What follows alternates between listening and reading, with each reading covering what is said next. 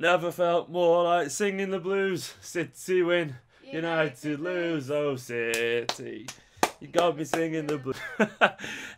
We are top of the league. We are still unbeaten. United have lost, City have won, and it's been a very good weekend. Manchester City 3, Burnley 0. That's Eric Brooks' goal-scoring record now levelled by Aguero. We've also set a new club record for consecutive wins. That's 11 in a row. And we scored another 3 goals against a team that could have been a banana skin. We were unbeaten still. We're 5 points clear. It's a very good weekend. The wheels seem to be coming off over under Mourinho's reign at Old Trafford. And City just keep on winning. We keep on taking all these teams that are challenges and we keep knocking them out of the park. And it wasn't even our best performance yet. We've scored 3 goals again against a Burnley team full of confidence who are doing things very good away from home. Also as well, at the end of this video, you can see a clip here somewhere. There'll be a little EDS rundown. They won 4-0 earlier today, including a Lucas Namacha hat-trick. So stay tuned to the end of the video to catch some thoughts on that game too. And don't forget as well, download the OneFootball app in the description below because it keeps this channel going. And also, it's a very good app for all your City news updates and all the Premiership news in general. But on to the game. We've won again, 11 wins in a row.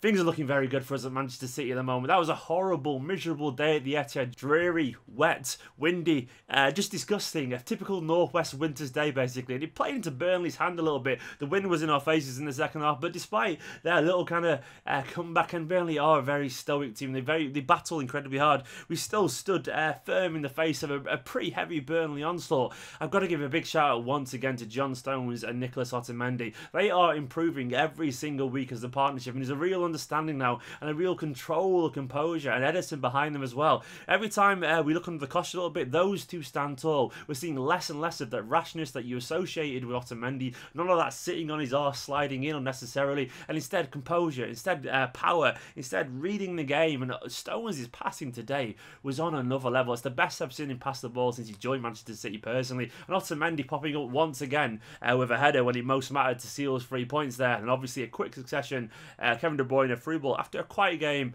and Leroy Sane finishing clinically for, I don't know, is he 7th or 8th goal of the season?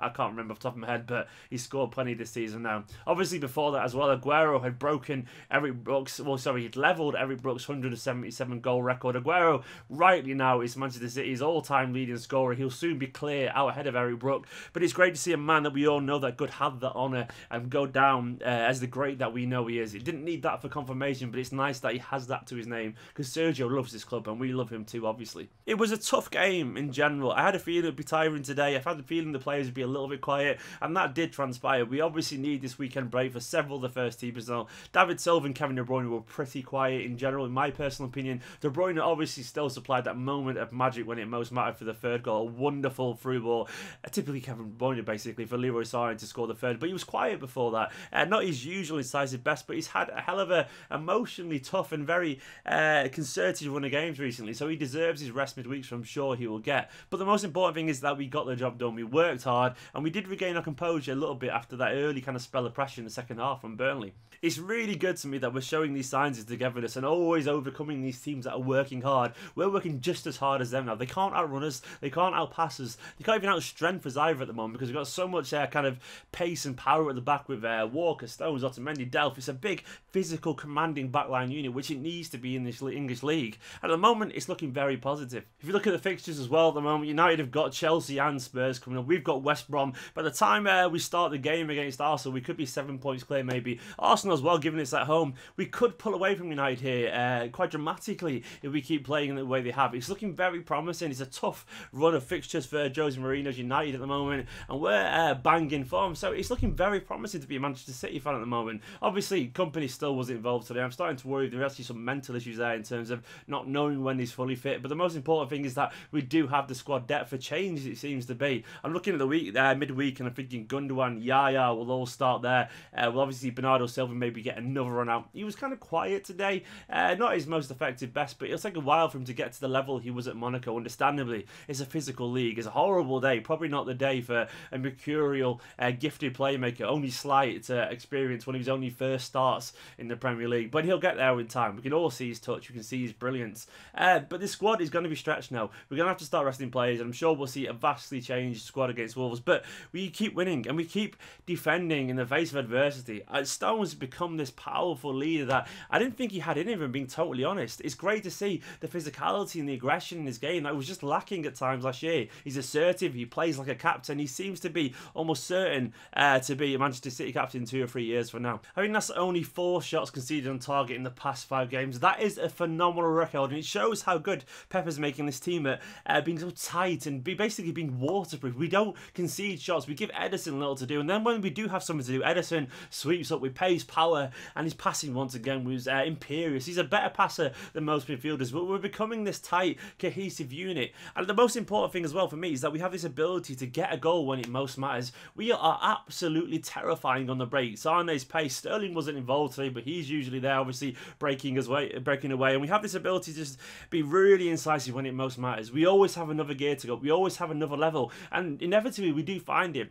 One thing we don't have to worry about anymore is this squad's attitude. We are not adverse to a scrap, we are not adverse to a battle in horrible conditions, as we've proven time and time again. Every single little challenge, the various challenges we've had this season, be it physical, be it technical, be it pressing, be it long ball, we seem to come up trumps each single time. That's 11 wins in a row. It's just ridiculous stuff. It's Pep Guardiola's style, and it's finally seeping through into Manchester City's DNA, so to speak, and it's great to see.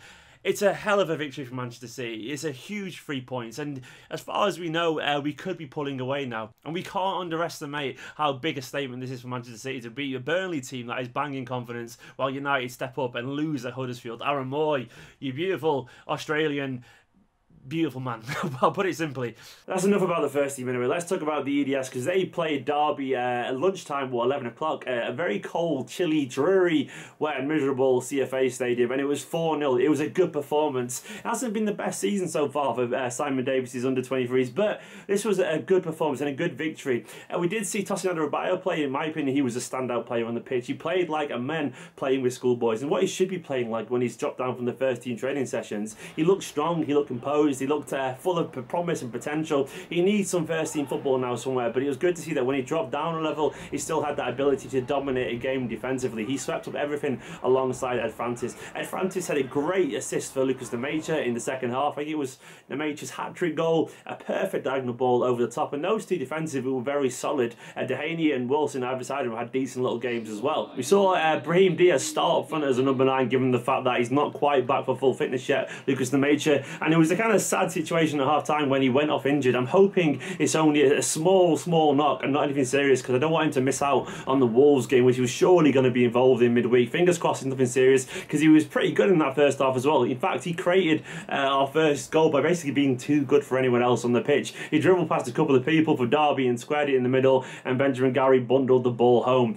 It was a good performance, some decent football there. We have kind of struggled a bit this season for the under-23s, because we've been playing a very young team. Look no further than Taylor Richards and Matondo, both first-year scholars, and both were involved today. Rabbi Matondo, a young flying winger we got from Cardiff, was absolutely excellent. He is a fun player to watch. He plays on the right, he can play on the left as well, but he's absolutely lightning. The only way I can describe him is with Sterling, with a little bit more self-belief. Obviously young, very young still, loads of raw ability there, and he obviously starts to improve exponentially, but he has talent and pace and fun to his game. He could absolutely loads of energy. It's great to watch him play. He beats his men for fun. The only thing he lacked today was a final ball, but he's an explosive talent. Benjamin Gary as well, he had an okay game. I think in general he's improved quite a lot after a very initially nervy few months at Manchester City when he first started playing last season. He looks sprightly now and he works very hard, looks a little bit faster, a little bit sharper. Didn't quite get involved today other than his goal, but he's another one that's still only trying to learn his way to play in his country. Still only a second-year scholar, so very young for this level as well. Lucas Dimetra, that's a hell of a comeback. No football for ages after a back injury.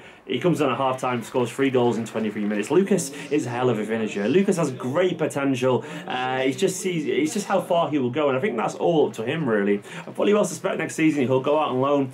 He's kind of got a bit of a Harry Kane vibe to him. He always has his ability to drive forward and bundle past people, and he's a very clinical finisher. It just depends how far he'll actually go.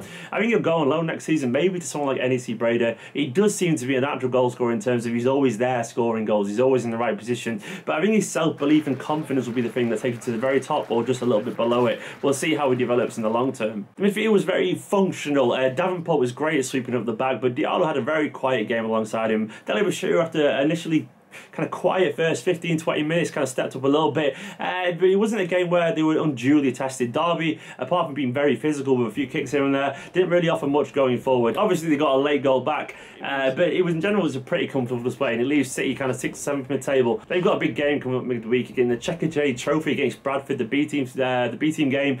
I'll be interested to see who starts there. I'm not sure any of these young lads playing today, maybe apart from Adebayo and Brahim, will be involved in the first team against Wolves, but obviously there's a chance for them to shine against professionals there.